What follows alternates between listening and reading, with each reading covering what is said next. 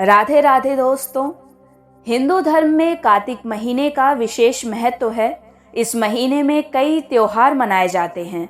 इनमें से एक देव उठनी एकादशी भी है, जिसे देवोत्थान या प्रबोधिनी एकादशी के नाम से भी जाना जाता है।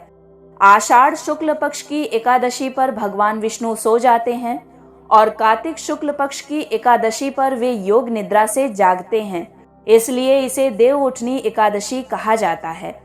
इसके बाद उनका विवाह तुलसी के साथ कराया जाता है। तुलसी विवाह पर भगवान विष्णु के शालिग्राम स्वरूप का विवाह तुलसी के साथ कराया जाता है। लेकिन क्या आप ये जानते हैं कि तुलसी कौन है और उनका विवाह भगवान विष्णु के साथ क्यों किया जाता है? दरअसल इसके पीछे एक पौराणिक कथा है। ऐसा माना जाता है कि पूर्व जन्म में तुलसी एक लड़की थी, जिसका जन्म राक्षस कुल में हुआ था और उसका नाम वृंदा रखा गया था। वृंदा बचपन से ही भगवान विष्णु की परम भक्त थी। वो बड़े ही प्रेम से भगवान की सेवा पूजा किया करती। जब वो बड़ी हुई तो उसका विवाह राक्षस कुल में दानव राज जलंधर से हो गया, जो समुद्र से उत्पन्न हुआ था। वृंदा बड़ी ही पतिव्रता स्त्री थी, सदा अपने पति की सेवा किया करती। एक बार देवताओं और दानवों में युद्ध हुआ। जब जलंधर युद्ध पर जाने लगा तो वृंदा ने कहा, स्वामी, आप युद्ध पर जा रहे हैं।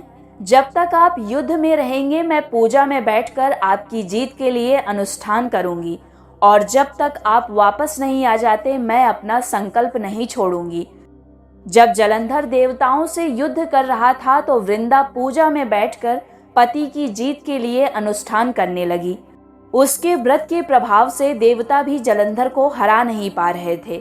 जब सारे देवता युद्ध हारने लगे तो वे भगवान विष्णु के पास मदद के लिए पहुंचे और इस समस्या को हल करने की प्रार्थना करने लगे। तब भगवान विष्णु ने जलंधर का रूप धरा और वृंदा के महल में पहुंच गए।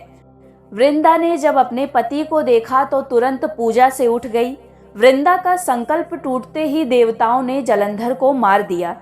जब वृंदा को इस बात का पता चला कि भगवान विष्णु ने जलंधर का रूप धारण कर उसके साथ छल किया है, तो उसने कुपित होकर भगवान को श्राप दे दिया कि वे पत्थर के हो जाएं।